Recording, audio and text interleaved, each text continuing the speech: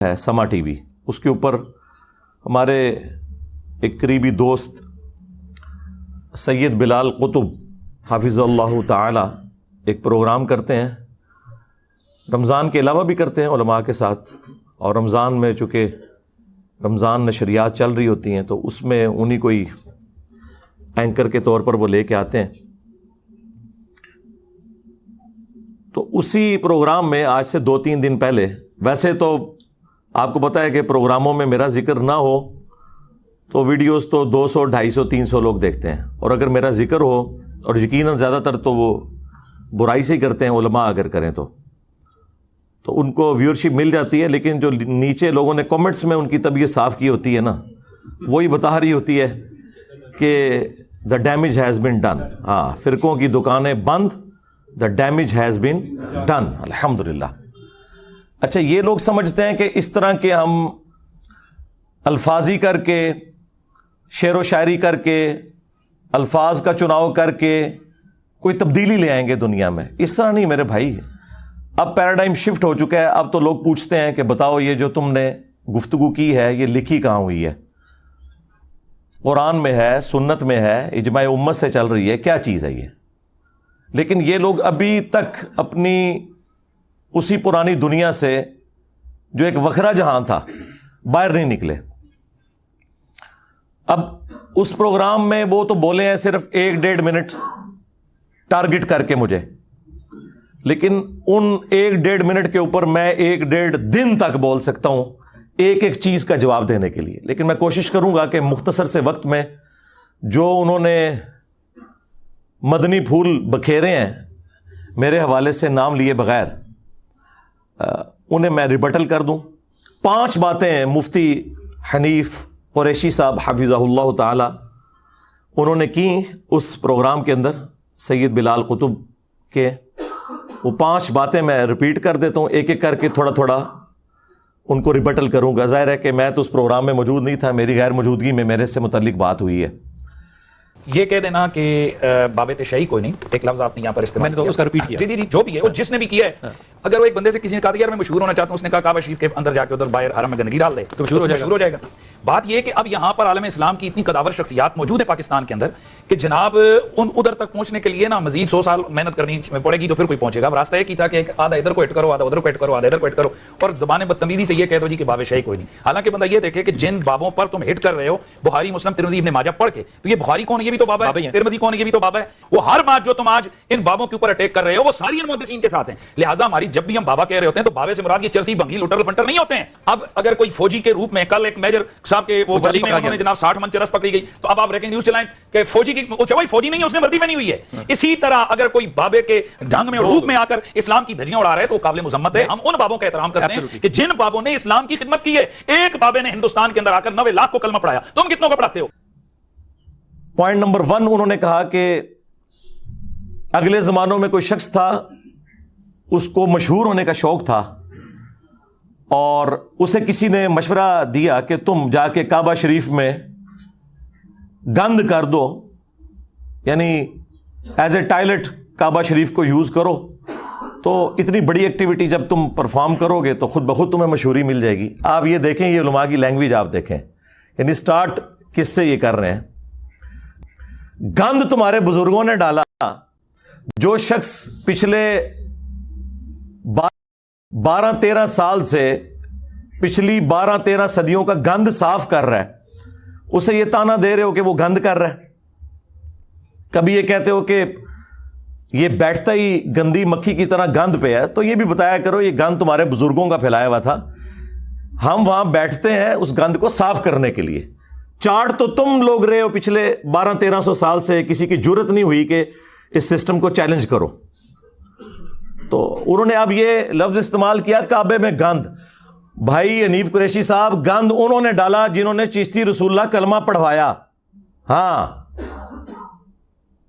اور آج جب ہم نے یہ بات کی ہے تو کہتے ہو یہ الحاقی عبارتیں ہیں، بعد میں کتابوں میں داخل کر دی ہیں۔ تم لوگ تو مناظرے کرتے رہے ہو شتیہات کے نام کے اوپر۔ خواجہ نے کیا فرمایا؟ سنو کہ میں کون ہوں اور کیا ہوں، मोहम्मदुर रसूलुल्लाह सल्लल्लाहु अलैहि वसल्लम के दरबार के कमीने गुलामों में से एक हूँ, कमीने गुलामों में से एक हूँ, कमीने गुलामों में से एक हूँ। اور دوسری طرف یہ لوگ ہمیں بتایا کرتے تھے کہ با خدا دیوانہ باش با محمد ہوشیار، دیوانگی صرف اللہ کے لیے چلے گی، محمد صلی اللہ علیہ وآلہ وسلم کے لیے دیوانگی میں بھی کوئی بات کی تو آپ کی گستاخی کی تعویل بھی نہیں ہوگی۔ تو بھائی یہ جن بزرگوں کے دفاع میں آپ اترے ہو، انہوں نے رسول اللہ کی شان پہ ڈاکہ مارا ہے، ختم نبوت کے اوپر ڈاکہ مارا ہے۔ تمہیں ختم نبوت کے نام کے اوپر صرف قادیانی یاد آتے ہیں۔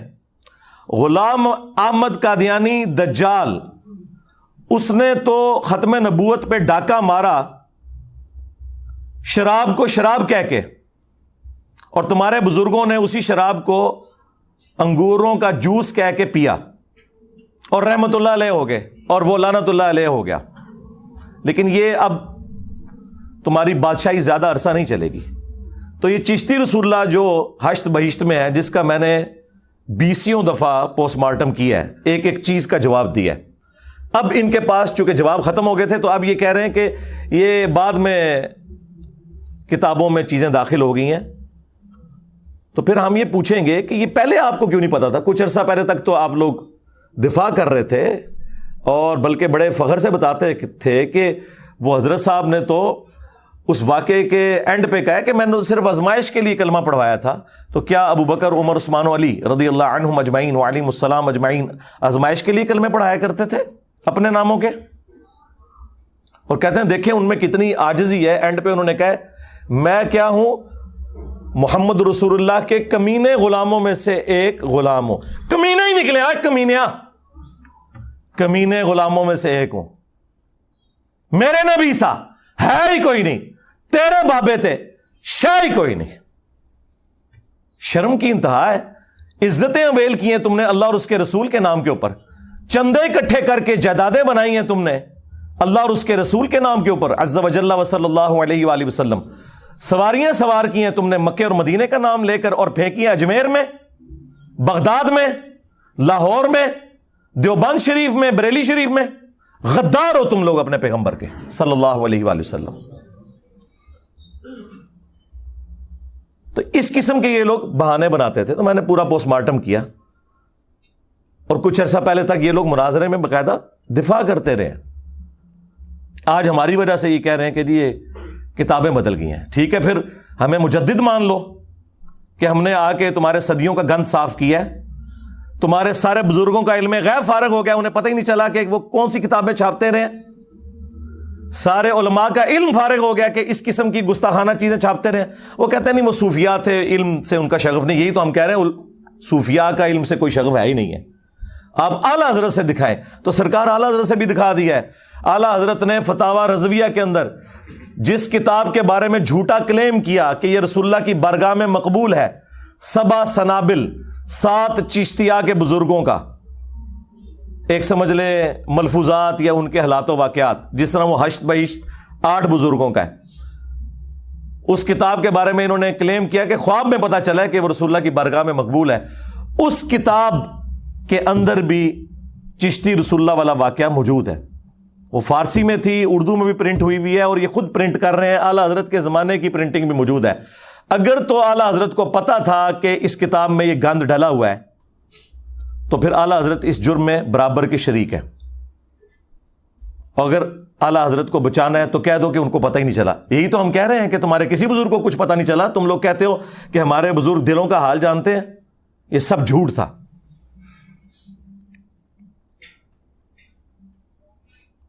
اس کے بعد کشف المحجوب کے اندر انہوں نے بایزید بسطامی کا سکر ثابت کرنے کے لیے رسول اللہ پہ جھوٹ باندھا۔ چلے ہم 1 ٹن حسن ظن رکھ لیتے ہیں کہ انہوں نے نہیں باندھا ہوگا، بہرحال کتابیں تو چھاپ رہے ہو، تم تو دفاع کر رہے ہو اور کہتے ہو جس کا کوئی مرشد نہیں وہ یہ کتاب پڑھ لے۔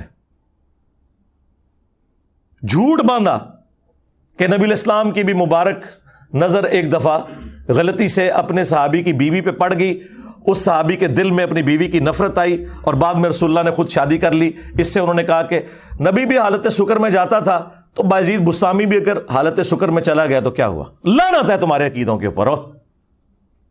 اور پھر کہا کہ جو جنید بغدادی کا صاحب تھا، یعنی وہ جان بوجھ کر نگاہ ڈالنا، تو اس کی مثال تو حضرت داؤد علیہ السلام کی سی ہے. ان کی بھی نگاہ پڑی اپنے صحابی کی بیوی پر جب وہ چھت پہ نہا رہی تھیں. وہ پورا واقعہ جو ٹیمپرڈ تورات کے اندر لکھا ہے وہ انہوں نے کوٹ کر کے کہا کہ اس پھر عورت کے خامند کو حضرت داؤد علیہ السلام نے جنگ میں آگے بھیج کے قتل کروا دیا. آگے جائے گا تو قتل ہوگا، اور خود اس کی عورت سے شادی کر لی. جی یہ ہیں جی بزرگوں کی خدمات. جس کو کہہ رہے ہیں انجینئر صاحب گند کر رہے ہیں نا، گند تو وڈیا نے پایا. جڑا صاف کر رہے ہیں انہوں کہہ رہے ہو گند پا رہا ہے. شیم آن یو. اور پھر تیسرا ان کا بابا تذکرۃ الاولیاء والا جو انٹرنیشنل بابا ہے، پوری دنیا میں بابوں کے ساری سٹوریاں اس نے پھیلائی ہیں، فرید الدین عطار، جسے منگولوں نے قتل کیا تھا. ہاں، اور اس کی گندی تعلیمات کو انہی منگولوں کی اولاد میں سے جب اللہ تعالیٰ نے انہیں ہدایت دی، یعنی کہ انجینئر محمد علی مرزا، ان گندی تعلیمات کا صفایا ہم کر رہے ہیں. اچھا منگول نہیں جو بابیاں دے قابو آئے، نہ ہون پہ آندے جے نہ ادوں آئے جے.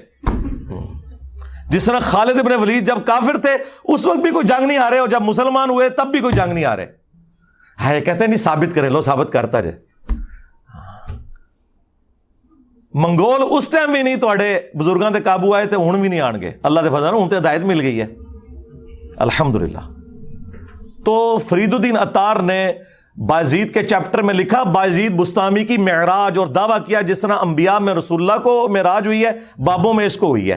یعنی ابو بکر عمر عثمان و علی کو معراج نہیں ہوئی ہے، ان کے بابے کو ہوئی ہے. اب مجھے بتائیں، صحابہ کی گستاخی تو یہ خود کرتے ہیں، انبیاء کی گستاخی تو یہ خود کرتے ہیں، اور کہتے ہیں کہ یہ گند ڈال رہا ہے انجینئر. اور اینڈ پہ جا کے انہوں نے جب کنکلوڈ کیا، انہوں نے کہا یہ بابا جی بہت بڑے تھے، اگر ان کی زبان سے کبھی یہ نکل گیا کہ سبحانی ما اعظم شأنی، میں پاک ہوں، میری شان بہت بلند ہے. اور یہ سیم جملے علی حجویری نے بھی کشف المحجوب میں نقل کیے، اور انہوں نے بھی وہی تعویل کی کہ وہ گھبرانے کی بات نہیں، ان کے منہ سے اللہ بول رہا تھا. اور ظالموں، ہمارا یہ عقیدہ تو رسول اللہ کے بارے میں بھی نہیں ہے، ان کے بارے میں بھی ہمارا عقیدہ ہے وما ينطق عن الهوى ان هو الا وحی یوحى. نبی اپنی خواہش نفس سے کچھ نہیں کہتے، وہ کہتے ہیں جو اللہ ان کو وحی کرتا ہے. ہم یہ نہیں کہتے کہ رسول اللہ کے منہ سے اللہ بولتا ہے. یہ تو عقیدہ ہی کفر ہے کہ اللہ بندے کے اندر حلول کر جائے. وہی نازل ہوتی تھی. چلیں اس کی وہ تعویل کر لیں گے کہ تو اللہ کی ذات کے بارے میں. اور آگے انہوں نے لکھا کہ وہ کہا کرتے تھے لیوائی اعظم من لیوائی محمد. جب کہ ان سے پوچھا گیا کہ بتائیے کہ قیامت کے دن لوگ کس کے جھنڈے کے نیچے ہوں گے، انہوں نے آگے سے کہا کہ میں اللہ کی قسم اٹھا کے کہتا ہوں نعوذ باللہ کہ محمد اور تمام انبیاء اور تمام مخلوقات قیامت کے دن میرے جھنڈے کے نیچے ہوں گی. یہ کون کہہ رہا ہے؟ بایزید بستامی.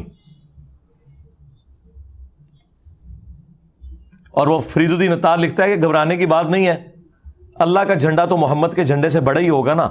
تو وہ ان کے منہ سے اللہ بول رہا تھا. بھئی قیامت کے دن تو جھنڈا ایک ہی ہے، لواء الحمد، جو بخاری مسلم میں حدیث ہے، انا سید الاولین والآخرین، میں سردار ہوں جتنے گزر چکے اور جتنے آئیں گے ان کا، میں خطیب ہوں اللہ کی بارگاہ میں. وہ تو رسول اللہ کے ہاتھ میں ہوگا جھنڈا. صحیح مسلم میں ہے کہ سب سے پہلے مجھے قبر سے نکالا جائے گا قیامت کے دن، سب سے پہلے میں شفاعت کروں گا، سب سے پہلے میری شفاعت قبول کی جائے گی. اور ایک اور حدیث صحیح مسلم میں کہ سب سے پہلے میں جنت کے دروازے پر دستک دوں گا اور داروغے جنت پوچھیں گے کون، میں کہوں گا محمد صلی اللہ علیہ وآلہ وسلم. تو وہ کہے گا کہ مجھے حکم بھی یہی تھا کہ آپ کے نام کے اوپر دروازہ کھلے گا. تو پھر میں صحیح کہتا ہوں نا کہ میرے نبی سا ہے ہی کوئی نہیں، تیرے بابے تے شاہ ہی کوئی نہیں، اور تواڈے بابیاں نوں کھنگن بھی نہیں دینا کسی نے ہوتا ہے. اور یہ حدیثیں ہمارا امام نقل کر رہا ہے، امام مسلم، جو 261 ہجری میں فوت ہوا، اور اس کی کنیت تھی ابو الحسین. اور تمہارا بابا اور اس بابے کے ماننے والے جس بابے کا دفاع کر رہے ہیں اس کی کنیت تھی ابو یزید، اور وہ بھی 261 ہجری میں فوت ہوا، صوفیوں کا بابا. اور ہمارا جو امام ہے اس کی کنیت ہے ابو الحسین مسلم. فرق دیکھ لیں، ایک ہی زمانے میں ایک ہی سن میں فوت ہوئے ہیں، اور زمین و آسمان کا فرق ہے. تو یہ آپ کو پتا یہ میرا فیوریٹ ٹاپک ہے, میں اس کے اوپر کافی دیر تک بول سکتا ہوں, لیکن میں اس پہ ہی اکتفا کرتا ہوں تاکہ وہ 5 پوائنٹ کور ہو جائے. پوائنٹ نمبر 2 انہوں نے کہا کہ عالم اسلام کی قد آور شخصیات